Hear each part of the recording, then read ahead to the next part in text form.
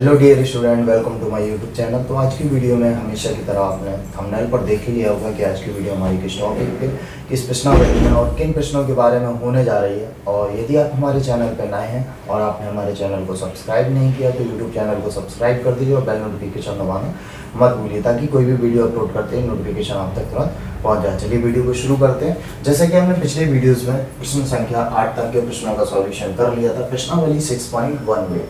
अब हम प्रश्न संख्या 9 को शुरू करते हैं और इसको पढ़ते हैं। प्रश्न लिखा हुआ है, एक गुब्बारा जो सदैव गोलाकार रहता है, ठीक है, की त्रिज्या परिवर्तनशील है। त्रिज्या के सापेक्ष आयतन के परिवर्तन की दर ज्ञात कीजिए जब त्रिज्या 10 सेंटीमीटर। तो 9 नंबर देखते हैं और इसको सॉल्व करते हैं। माना गुब्बारे की त्रिज्या बराबर 8 सेंटीमीटर, चूंकि r बराबर कितना दे रहा है 10 सेंटीमीटर। तब गोलाकार गुब्बारे का आयतन बराबर कितना होगा 4/3 पाई आर क्यूब, यानी कि v बराबर 4/3 पाई आर क्यूब। आपको ये फॉर्मूला याद होना चाहिए कि गोले का आयतन का फॉर्मूला क्या होता है। तो गोले का आयतन का फॉर्मूला होता है 4/3 पाई आर क्यूब। प्रश्नों को पढ़ते हैं। प्रश्नों में बोला त्रिज्या के सापेक्ष आयतन के परिवर्तन की दर ज्ञात करना है, यानी कि त्रिज्या के सापेक्ष तो लिखेंगे आर के सापेक्ष अवकलन करने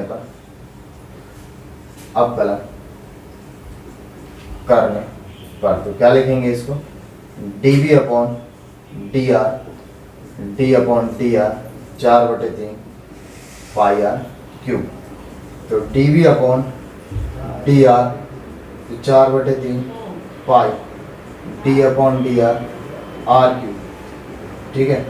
dv upon dr 4/3 pi r cube का अवकलन क्या हो जाएगा 3r², क्योंकि r के सापेक्ष ही अवकलन, ठीक है। 3 से 3 कट जाएगा तो dv अपॉन dr कितना हो जाएगा 4 पाई r²। और r की जगह पे कितना दे रहा है 4 पाई, r की जगह पे 10 का स्क्वायर, ठीक है। तो 100 और 4 400, तो कितना हो जाएगा dv अपॉन dr, तो 400 पाई। v क्या है तुम्हारा आयतन, यानी कि सेंटीमीटर क्यूब, और r क्या है त्रिज्या, यानी कि सेंटीमीटर। तो आयतन के परिवर्तन की दर यानी कि dv अपॉन dr बराबर कितना हो जाएगा 400 पाई सेंटीमीटर क्यूब प्रति सेंटीमीटर। इसी के अकॉर्डिंग मात्रक लगाते हैं, क्योंकि v यानी कि वॉल्यूम आयतन, इसका सेंटीमीटर क्यूब होगा, त्रिज्या यानी कि सेंटीमीटर होगा। क्वेश्चन नंबर 10 में क्यों कह रहा है कि एक 5 मीटर लंबी सीढ़ी दीवार के सहारे झुकी है। सीढ़ी का नीचे का सिरा जमीन के अनुदिश दीवार से दूर 2 सेंटीमीटर प्रति सेकंड की दर से खींचा जाता है। दीवार पर इसकी ऊंचाई किस दर से घट रही है, जबकि सीढ़ी के नीचे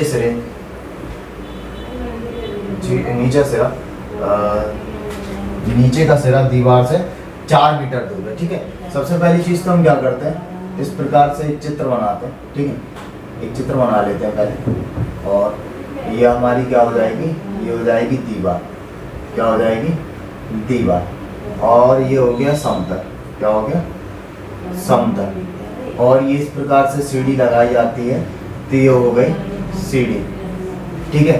तो एक 5 मीटर लंबी सीढ़ी, तो सीढ़ी की लंबाई कितनी है 5 मीटर लंबी, ठीक है। इसको नाम देते हैं A, B और C, ठीक है। एक 5 मीटर लंबी सीढ़ी दीवार के सहारे झुकी है। सीढ़ी का नीचे का सिरा जमीन के अनुदिश, सीढ़ी के नीचे का सिरा जमीन के अनुदिश, इसको अपन मानते हैं x मीटर, ठीक है। नीचे का सिरा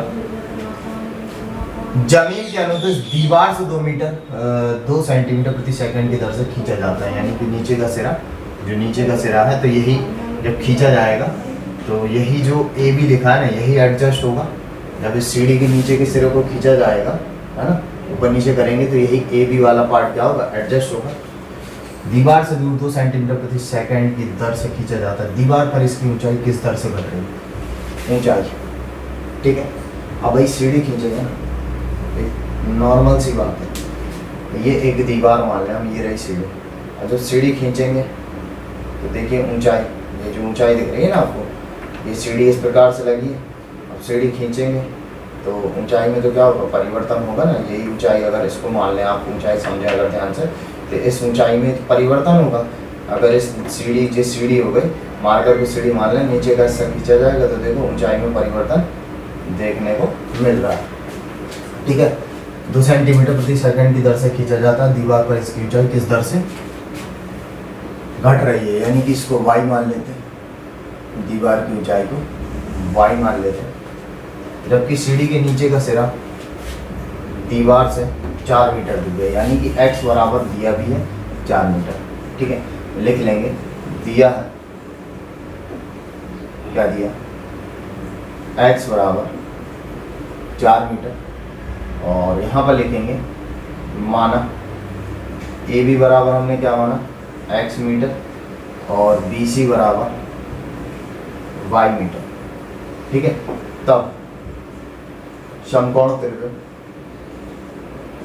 समकोण त्रिभुज ए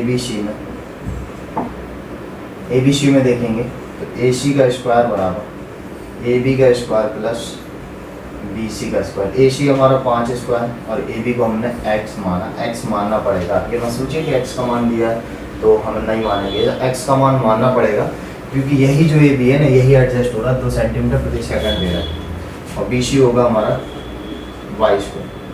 अब देखेंगे, चूंकि जो जमीन के अनुदिश दीवार से दूर 2 सेंटीमीटर प्रति सेकंड की दर से खींचा जाता है, सीढ़ी का नीचे का सिरा, यानी कि dx अपॉन 2 सेंटीमीटर प्रति सेकंड बोल रहा ना, यानी कि dt बटे में dt बराबर 2 सेंटीमीटर प्रति सेकंड, ठीक है। और त्रिभुज ABC में गौर करें, AC का स्क्वायर बराबर AB का स्क्वायर प्लस BC का स्क्वायर, ठीक है। AC कितना 5, अगर एक्च वैल्यू में देखें AB कितना 4 और BC कितना, BC तो पता नहीं, याद कर सकते हैं, लेकिन अपन पाइथागोरस के थ्योरम में लगाया, कर्ण का स्क्वायर बराबर आधा का स्क्वायर प्लस लंब का स्क्वायर वाला कॉन्सेप्ट लगाया, ये हो जाएगा 25 बराबर 16 प्लस का BC स्क्वायर, तो 25 माइनस का 16 बराबर BC स्क्वायर, तो 25 में से 16 जाएगा तो 9, तो BC स्क्वायर, या फिर लिखेंगे BC स्क्वायर बराबर 9, तो BC बराबर √9 हो जाएगा, और 9 को अपन लिखेंगे 3 सेंटीमीटर, ठीक है। अब हमें ज्ञात करना है कि इसकी, जबकि सीढ़ी के नीचे का सिरा दीवार से 4 मीटर दूर है, हमें ये ज्ञात करना है कि किस दर से खींचा जाता है, ठीक है। क्या ज्ञात करना, जमीन के अनुदिश दीवार से दूर 2 सेंटीमीटर प्रति सेकंड की दर से खींचा जाता है। दीवार पर इसकी ऊंचाई किस दर से घट रही है, ऊंचाई तो ये रही ना BC, यानी कि y, यानी कि ये ज्ञात करना है dy अपॉन dt बराबर ऋणात्मक, घट रहा किस दर से, ये ज्ञात करना है।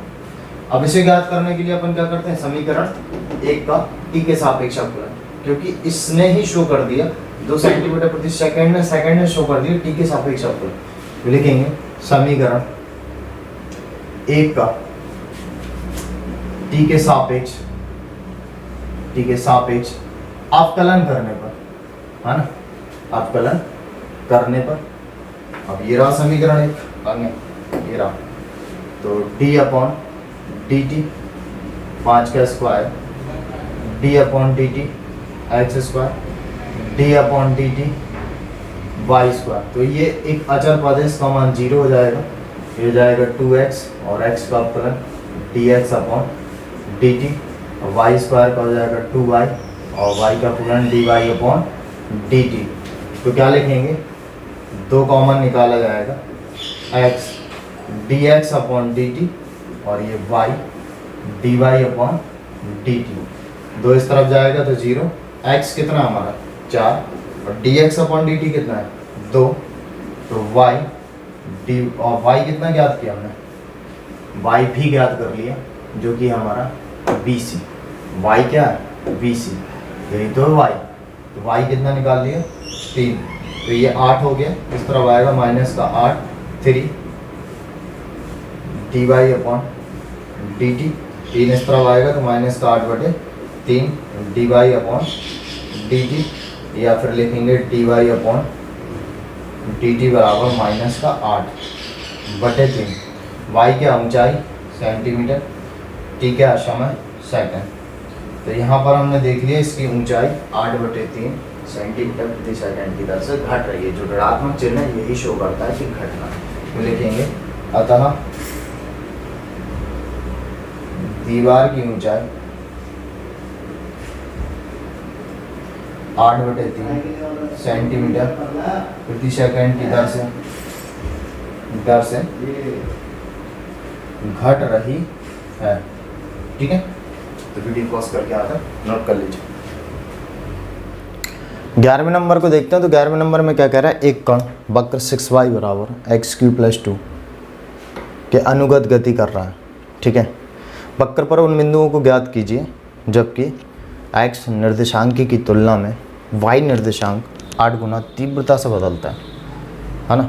तो निर्देशांक का मतलब कोई निर्देशांक बिंदु निकलेंगे, यानी कि इस सवाल को हल करने में x और y के मान ज्ञात होंगे। तो देखते हैं क्या लिखा होगा 11वें नंबर को। सबसे पहली चीज़ 6y बराबर x³ + 2 समीकरण पहला। ठीक है, प्रश्न में क्या कह रहा है, और इसका क्या करते हैं x के सापेक्ष अवकलन करने पे, है ना, कर देते हैं। x निर्देशांक की तुलना में y निर्देशांक 8 गुना तीव्रता से बदल रहा है। ठीक है, बदल रहा है यानी कि समय के साथ परिवर्तित होगा। तो इसको लिखते हैं t के सापेक्ष अवकलन करने पर, अवकलन करेंगे तो 6d/dt y का कर देंगे और d/dt x³ का कर देंगे और d/dt 2 का कर देंगे। तो 6y का कितना हो जाएगा dy/dt और x³ का हो जाएगा 3x², x का अवकलन dx/dt और 2 का हो जाएगा 0। ठीक है, अब 6dy/dt 3x² dx/dt। ठीक है, तो 3 से भाग देंगे तो 2 बार जाएगा, तो 2dy/dt बराबर x² dx/dt समीकरण दूसरा। ठीक है, परिवर्तन की दर की बात है ना। एक कण है जो वक्र दिया है, इसको समीकरण 1 मान लिया कि अनुगत गति कर रहा है। वक्र पर उन बिंदुओं को ज्ञात कीजिए जबकि x निर्देशांक की तुलना में y निर्देशांक 8 गुना तीव्रता से बदल रहा है, यानी कि परिवर्तन है। तो अवकलन करना पड़ेगा, इसलिए समीकरण 1 का अवकलन कर दिया। अब यहाँ पे क्या कह रहा है कि x निर्देशांक की तुलना में y निर्देशांक, x निर्देशांक के मतलब है x निर्देशांक ये रहा और y निर्देशांक के परिवर्तन की दर dy/dt लिखेंगे। x निर्देशांक के परिवर्तन की दर dx/dt लिखेंगे और y निर्देशांक के परिवर्तन की दर dy/dt लिखेंगे। क्या लिखेंगे, उन बिंदुओं को ज्ञात कीजिए जबकि x निर्देशांक की तुलना में y निर्देशांक 8 गुना तीव्रता से बदल रहा है, 8 गुना तीव्रता से बदल रहा है। ठीक है, बात क्लियर। अब क्या करते हैं, समीकरण 3 का मान समीकरण 2 में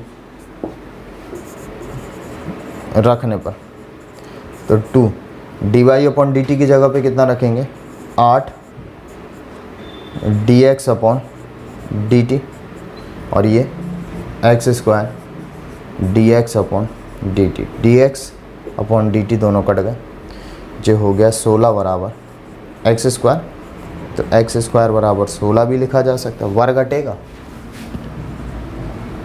तो √16, तो x बराबर ±4 मान निकल आएगा, ±4 निकल आएगा।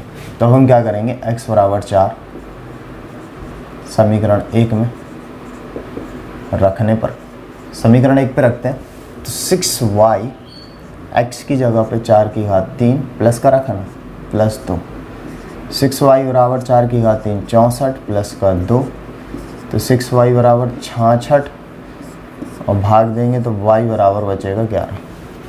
क्या लिखेंगे? अतः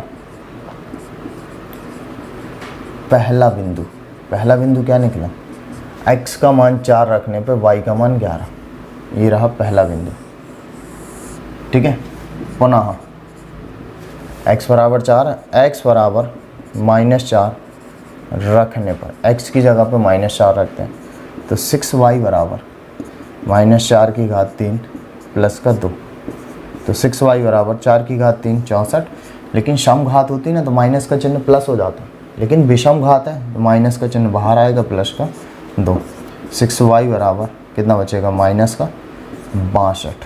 तो y बराबर कितना बचेगा? माइनस का 62/6। 2 से काटते हैं, -31/3। तो क्या लिखेंगे? अतः दूसरा बिंदु x का कितना रखा था? -4 और y का -31/3 है ना। ये रहे दो बिंदु। x बराबर एक 4 11 निकला और दूसरा -4 और -31/3, ये दो बिंदु निकला है। ठीक है, तो यही तो बिंदु पूछ रहा था। इसके बाद करते हैं 12वां नंबर। 12वें नंबर में कह रहा है हवा के एक बुलबुले की त्रिज्या 1/2 सेंटीमीटर प्रति सेकंड की दर से बढ़ रही है। बुलबुले की त्रिज्या यानी dr/dt बराबर 1/2 सेंटीमीटर प्रति सेकंड की दर से बढ़ रही है, यानी कि धनात्मक। सेंटीमीटर यानी कि त्रिज्या dr हो गई, प्रति सेकंड यानी कि dt, यानी कि dr/dt बराबर प्लस का 1/2 सेंटीमीटर प्रति सेकंड। एक हवा की एक बुलबुले की त्रिज्या 1/2 सेंटीमीटर प्रति सेकंड की दर से बढ़ रही है। बुलबुले का आयतन किस दर से बढ़ रहा है? हाँ, बुलबुले का आयतन किस दर से बढ़ रहा है? dv/dt बराबर ज्ञात करना है किस दर से बढ़ रहा है, वो भी धनात्मक। और जबकि r जो त्रिज्या कह रहा है ना, जबकि त्रिज्या कितना है? 1 सेंटीमीटर। जबकि त्रिज्या कितनी है? 1 सेंटीमीटर। तब बुलबुले का आयतन, अब बुलबुले का आयतन क्या होगा? किसका आकार का होता है? गोलाकार होता है ना, तो 4/3 v बराबर 4/3 पाई r क्यूब। ठीक है, अब इसके परिवर्तन की दर किसके सापेक्ष? t के सापेक्ष। तो लिखेंगे t के सापेक्ष अवकलन करने पर, t के सापेक्ष अवकलन करने पर, अवकलन करते हैं तो कितना हो जाएगा? dv/dt बराबर 4/3 पाई का तो होगा नहीं, परंतु d/dt r क्यूब का ज़रूर हो जाएगा। तो dv/dt बराबर 4/3 पाई r क्यूब का कितना हो जाएगा अवकलन? 3r², है ना। और t के सापेक्ष है तो कितना हो जाएगा? dr/dt।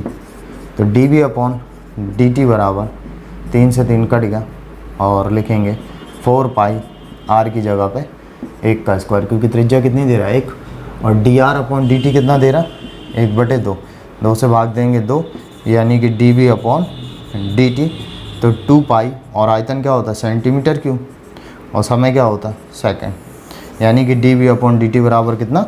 2 पाई सेंटीमीटर क्यूब प्रति सेकंड। ठीक है, ये रहा 12वें नंबर का सॉल्यूशन। तो वीडियो पॉज करके यहाँ तक नोट कर लीजिए। अब प्रश्न संख्या 13 को देखते हैं। तो प्रश्न संख्या 13 में क्या लिखा है? एक गुब्बारा जो सदैव गोलाकार रहता है का परिवर्तनशील व्यास 3/2 2x + 1 है। x के सापेक्ष आयतन के परिवर्तन की दर ज्ञात कीजिए। तो लिखेंगे व्यास बराबर कितना दे रहा है? 3/2 और 2x + का 1, है ना, इतना ही दे रहा है। 1 मिनट इसको चेक कर लें, थोड़ा सा डिस्टर्ब लग रहा है, कहीं कुछ गलत तो नोट नहीं है।